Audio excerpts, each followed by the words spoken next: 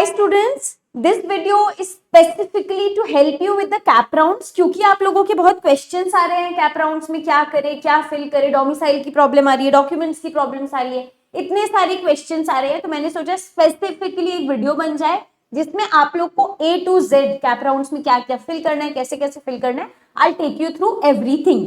तो जब से आपका ये नोटिफिकेशन आया है कि 5 इयर्स के लिए आपका कैप राउंड शुरू हो गया है, सो यहाँ पे आप देख सकते हो 26 जून से ये शुरू हुआ था, 10 जुलाई तक चालू रहेगा और उसके बाद आपकी ये ई स्क्रूटिनी होगी 15 जुलाई तक। ठीक है, अब इसके लिए एक प्रॉपर इंफॉर्मेशन बुलेटिन की कैसे आपका कैप राउंड होगा, आपको क्या क्या चीजें फिल करनी है, ये सारी चीजें अभी हम गो थ्रू कर लेंगे। ठीक है, ओके। तो एक ये यूजर मैनुअल है, ये आपके सीईटी सेल के वेब पेज पे ही अवेलेबल है। मैं आपको इसके ही थ्रू लेके जाने वाली हूँ so that you get to know everything. क्या पेज खुलने वाला है, किसके बाद क्या इंटरफेस खुलने वाला है, कहाँ क्या डॉक्यूमेंट्स रिक्वायर्ड है। डॉक्यूमेंट्स रिक्वायर्ड के लिए एक स्पेशल वीडियो, अलग वीडियो मैंने बनाया है, वो देख लीजिएगा एक बार अगर आपको सिर्फ डॉक्यूमेंट्स जानना है। और अगर आपको प्रोसेस जानना है तो यहाँ पे मैं आपको पूरा प्रोसेस एक्सप्लेन करने वाली हूँ। ठीक है, तो ये इसमें क्या क्या है, ये इसके कंटेंट्स थे। चलिए यहाँ से स्टार्ट करते हैं। सबसे पहले आपका ऐसा एक पेज खुलेगा एडमिशन पोर्टल वाला। ठीक है, यहाँ पे आपको कहाँ जाना है, एलएलबी 5 ईयर में है ना, इधर आपको एलएलबी 5 ईयर इंटीग्रेटेड में चले जाना है।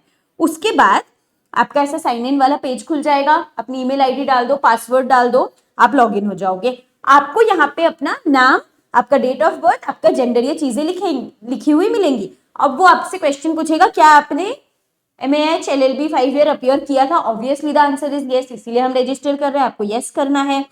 उसके बाद अगेन आपको ये पूछने के बाद आपका रजिस्ट्रेशन नंबर और रोल नंबर मांगेगा, एंटर कर दीजिएगा। आपका मतलब एप्लीकेशन नंबर और रोल नंबर ये आपने एंटर कर दिया। उसके बाद ये आपको आपका परसेंटाइल बता देगा।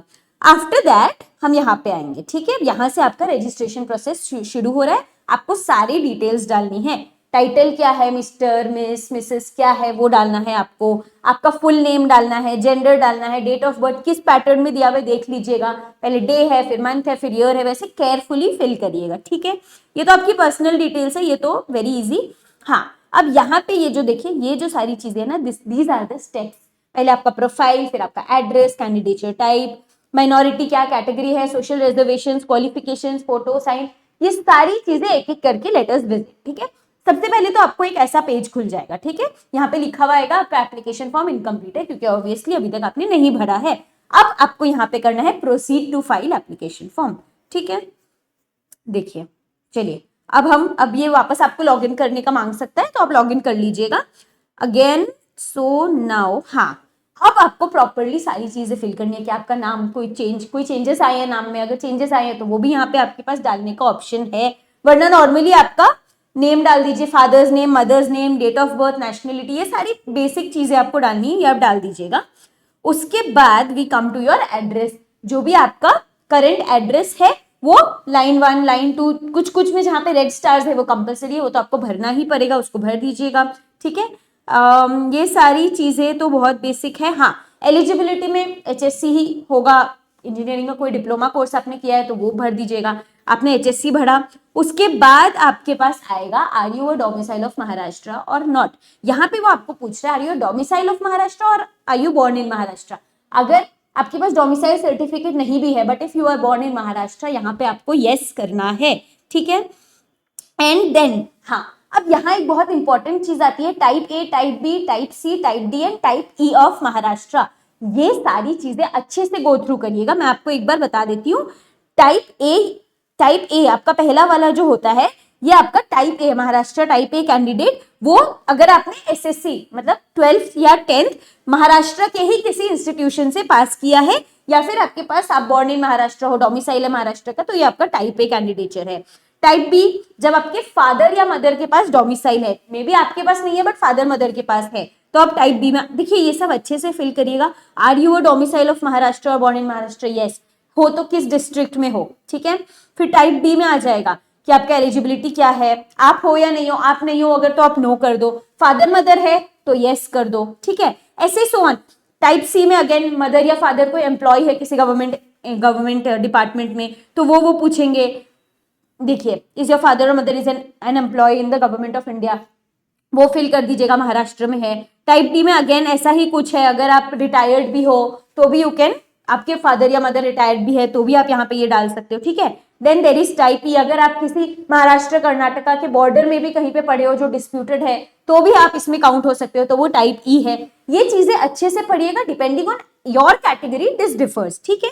ये हो गया आपका। हाँ, और अगर हो ही नहीं महाराष्ट्र कैंडिडेट तो आप ओएमएस में आ जाओगे, ठीक है। तो सब कुछ में आपको नो कर देना, डोमिसाइल है नहीं है, फादर मदर है नहीं है, मतलब फादर मदर डोमिसाइल है नहीं है, फादर मदर एम्प्लॉय है महाराष्ट्र के कहीं पे नहीं है, सब कुछ में नो नो नो करके फिर आप कहाँ के माइग्रेंट हो, सॉरी अगर जम्मू एंड कश्मीर के हो तो यहाँ पे भी आपको कुछ अपलोड करना पड़ता है अपनी सर्टिफिकेट्स वगैरह, बट अदर देन दैट आपको कुछ भी अपलोड करने की जरूरत नहीं है, आप ओएमएस हो तो। लेकिन अगर आपने डोमिसाइल में यस किया है तो आपको प्रूफ डालना होगा।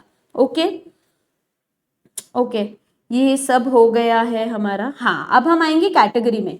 ऑर्फन, माइनॉरिटी जो भी है, अगर ऑर्फन हो तो यस कर दो। ऑर्फन कौन होता है? जिसकी मम्मी पापा नहीं है, ऑर्फन हो या माइनॉरिटी में आते हो कुछ भी, अगर ओपन कैटेगरी हो तो सीधा ओपन डाल दो। लेकिन अगर आप और कोई भी माइनॉरिटी में आते हो, कोई भी रिजर्वेशन में आते हो तो सर्टिफिकेट्स अपलोड करने पड़ेंगे। Okay, this was about orphan, category, minor, ठीक है। कहाँ से हो, कास्ट वैलिडिटी सर्टिफिकेट है नहीं है, क्योंकि आगे चल के आपको ये चीजें अपलोड करनी होंगी, ठीक है। सोशल रिजर्वेशन, पीडब्ल्यूडी हो गया, पर्सन विद डिसेबिलिटी हो गया, इसमें भी कैटेगरीज है कितने परसेंट की क्या है, वो सब सारी चीजें डाल दीजिएगा, ठीक है।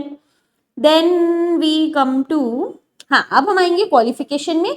अच्छा, इसमें एक चीज का ध्यान रखिएगा, बेस्ट ऑफ 5 के मार्क्स एक्सेप्टेबल नहीं है। अगर उनको बाद में पता चलता है, रियलाइज होता है, जब आपके डॉक्यूमेंट्स देखेंगे कि आपने बेस्ट 5 डाला है तो वो एक्सेप्टेबल नहीं होगा। देख लीजिए, बहुत क्लियरली लिखा हुआ है, best of 5 marks is not allowed in HSC. हम बहुत बार ऐसे 12th में लिख देते हैं, हायर सेकेंडरी में, कि बेस्ट 5 तो यही थे तो ये डाल देते। बेस्ट 5 में सारे मार्क्स डालना है, please put all marks as given in your marksheet, ठीक है। सारे मार्क्स डाल दीजिएगा, सेव कर दीजिएगा, आगे आ जाएंगे हम। ये आपको ऐसे आपका परसेंटेज बता देगा दोनों का, ठीक है। Okay, then we come to, हाँ अगेन एसएससी भी आप डाल देना, दोनों डाल दिया। हाँ, अब आएगा आपका फोटोग्राफ और सिग्नेचर। Please read carefully. कभी कभी आप लोग अपलोड कर रहे होते हो बट वो साइज में नहीं होता, फिर आप बोलते हो अपलोड नहीं हो रहा, अपलोड नहीं हो रहा। आप देख लीजिए, यहाँ पे लिखा हुआ है photo and signature should be, first of all format देख लीजिएगा क्या क्या है, जेपीजी, जेपीईजी, पीएनजी, ये तीनों में हो सकता है।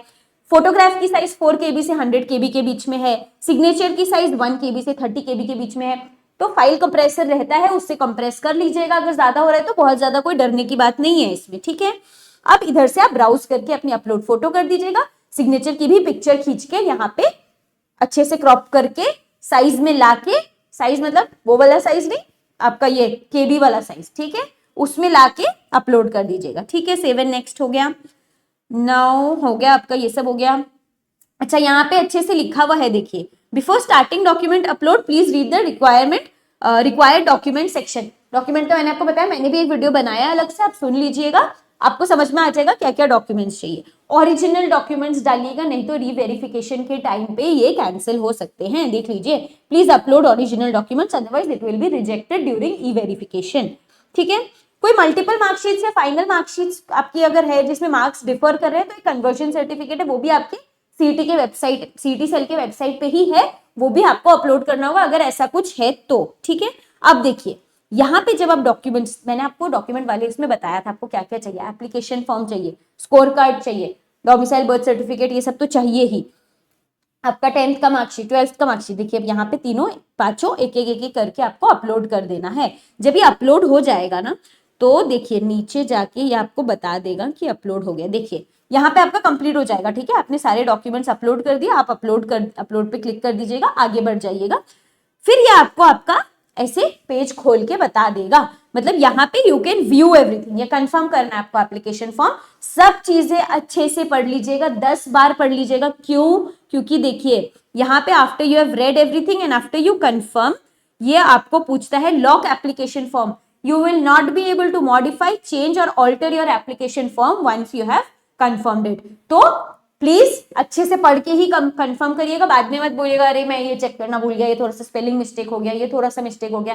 प्लीज ये सब चीजें अच्छे से देख लीजिएगा, आराम से, इत्मीनान से। इसलिए लास्ट डे का वेट मत करिएगा, आराम से पहले करिएगा। It is a long application form, time लगता है, सो डोंट वेट कि हाँ बहुत टाइम है, ठीक है। सो आराम से कर लीजिएगा, फिर यहाँ पे आप अपना ये PDF सेव भी कर सकते हो आपके पूरे एप्लीकेशन फॉर्म की, आपके पास लिखा हुआ आ जाएगा एप्लीकेशन फॉर्म कंफर्म हो गया है। अगर कोई ऐसा हुआ है कि कोई चीज आपका रॉन्ग है या वैसा कुछ है तो देखिए यहाँ पे अपलोड ही नहीं होगा, यहाँ पे आपने देखा होगा यहाँ पे एवरीथिंग में येस लिखा हुआ आ जाएगा, ठीक है। Application form yes, score card yes, domicile yes, SSC HSC सब कुछ अपलोड होने के बाद आपको यहाँ पे ये यस यस यस बता देगा, ठीक है। तो अगर कुछ अपलोड नहीं हुआ है तो होगा ही नहीं, आपका डॉक्यूमेंट सबमिट ही नहीं होगा, ठीक है। बट ये सबमिट हो जाएगा तब यू कैन प्रिंट इट, और ये आपका ऐसा लिखा हुआ आ जाएगा application form confirm, not verified क्योंकि अभी तक उनके साइड से वेरिफिकेशन नहीं हुआ होगा। जब ये वेरीफाइड हो जाएगा तो यहाँ पे भी वेरीफाइड लिखा हुआ आ जाएगा, ठीक है। So that's all about your application form.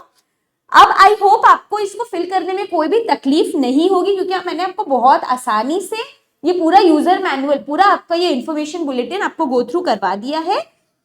This was all about cap rounds, इतनी डरने की कोई बात ही नहीं है। अब वो कॉलेज सिलेक्शन प्रेफरेंस उस पर हम बाद में आएंगे, उसके लिए हम एक और वीडियो बना देंगे, बट फिलहाल this is the first step आपका कैप राउंड का फॉर्म फिल करने के लिए, है ना। सो कंप्लीट दिस प्रॉपरली, आराम से कर लीजिए, घबराने की कोई बात नहीं है। And if there is any trouble, reach out to us. We are available here at Yes Academy for you. Okay, thank you.